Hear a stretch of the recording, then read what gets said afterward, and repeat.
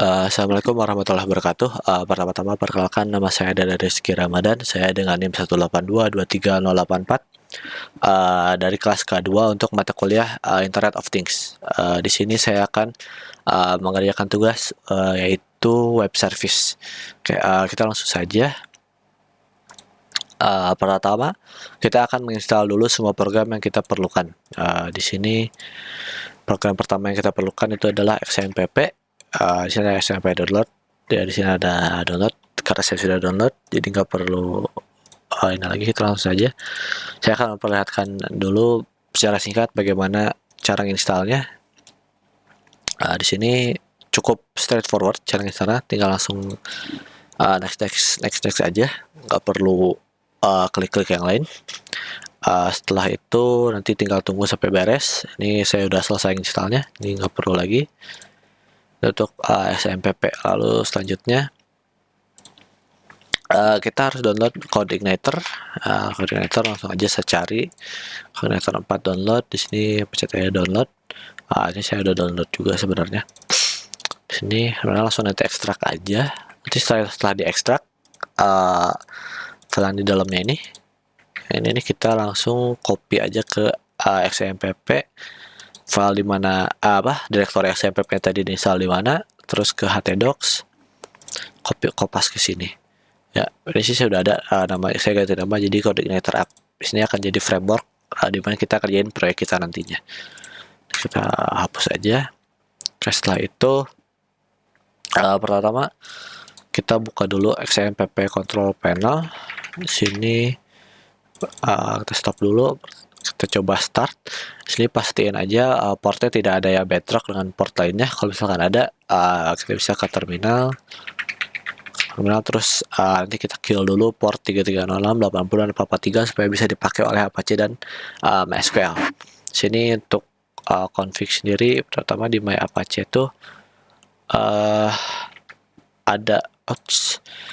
yang harus diganti, yaitu rewrite. Ya ini untuk cloud module rewrite itu sebelumnya itu adalah ada pagar di komen, kita hapus aja di sini. Lalu setelah itu untuk config-nya ini nggak diganti, yang PHP ini enggak. Oke, untuk config-nya segitu aja. Setelah berhasil di start, update config tadi sedikit, kita langsung buka ke MySQL-nya. Di MySQL sini kita akan bikin database untuk menyimpan data kita. Database-nya saya bikin namanya SensorDB. Bikinnya tinggalin aja new kayak SensorDB atau apalah itu namanya. Lalu di database ini kita bikin satu tabel namanya sensor. Di sini untuk nyimpen data hasil pengukuran kita. Di sini ada, saya bikin beberapa kolom, yaitu ID untuk sebagai primary key, lalu temperatur, humidity, kelembaban, dan juga timestamp. Ini ada dua, timestamp sebelah, satu aja cukup, tapi ya udahlah.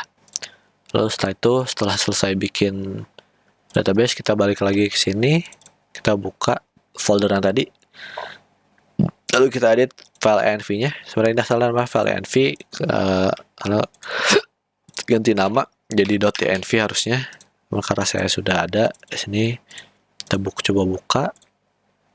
Dan di sini ada beberapa yang harus kita ganti. Yang pertama itu ada CI environment, itu asalnya itu production ya kalau nggak salah namanya. Lalu kita ganti jadi development.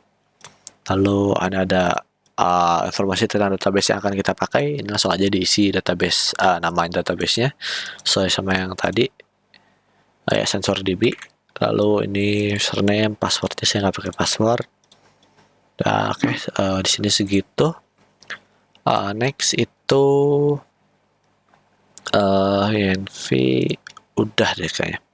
Lalu next itu kita buka, kita ke VS Code, saya pakai VS Code. Kita buka folder, langsung ke directory yang tadi untuk edit filenya, htdocs, Codeigniter app. Nah, di sini ada beberapa file yang harus kita update, yaitu PHP. Yang pertama itu adalah app.php. Sini di update-nya ada di sini. Di sini kita ganti aja sama nama directory tempat ininya.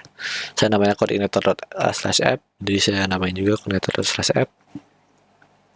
Lalu saya itu di sini tambahin index.php.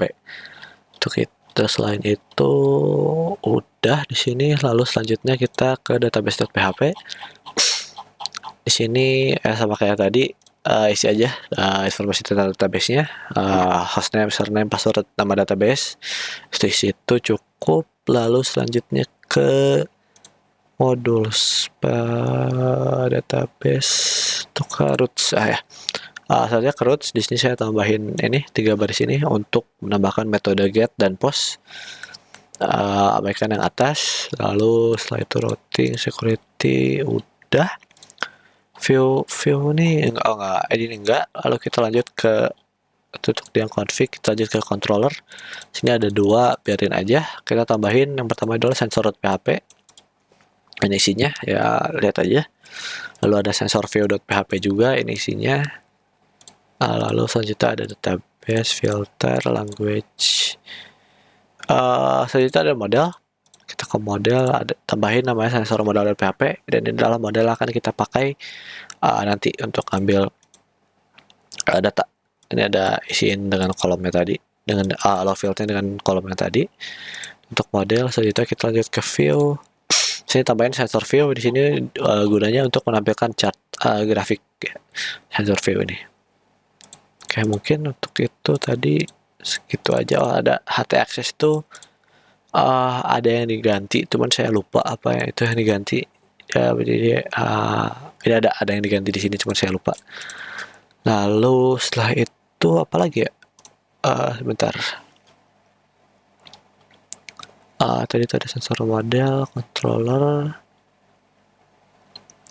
Udah, oke, udah segitu aja yang diganti. Kita langsung aja ke pengujian. Di sini kita coba dulu pakai Postman. Oke, sini Postman, kita buka URL-nya itu kita pakai. Bentar ya.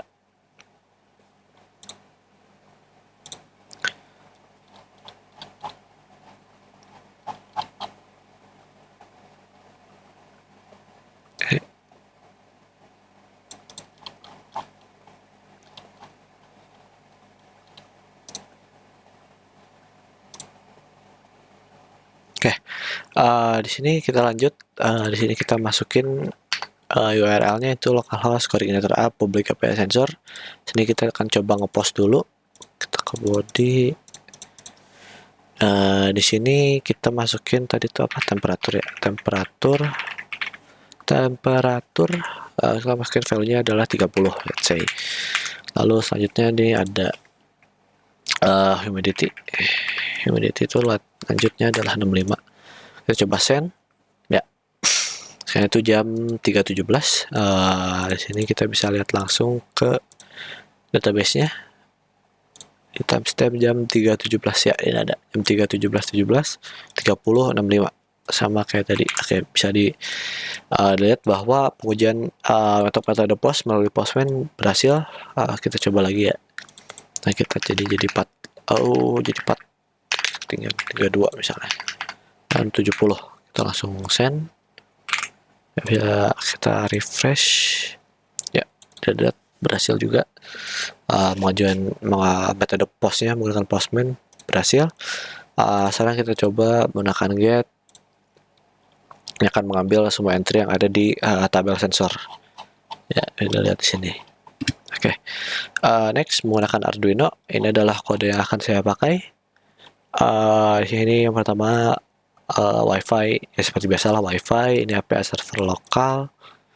Koneksi ke WiFi. Buat JSON payload, kirim post request. Ya ini untuk baca dari sensornya, dibawa output dan segala macam. Nah, sayangnya saya tidak berhasil untuk menggunakan Arduino karena sebentar, kita buka dulu serial monitor. Saya dapat error ketika menggunakan Arduino ESP maksudnya. Disedot di sini telah mengambil data sekian, itu muncul HTTPS respond code 404. Ini saya nggak tahu kenapa, dan saya udah coba ngebenerin dari tadi tapi nggak berhasil. So ya, it is what it is kayaknya. Ini ya bisa error 404. Ya mungkin ada sesuatu yang saya salah. Prediksi saya mungkin ada karena di antara URL sininya atau mungkin dari servernya ya, koneksinya terganggu itu. Oke, mungkin sekian untuk penjelasan dari saya. Mohon maaf bila sekian penjelasan dari saya. Mohon maaf bila ada kesalahan. Wassalamualaikum warahmatullahi wabarakatuh.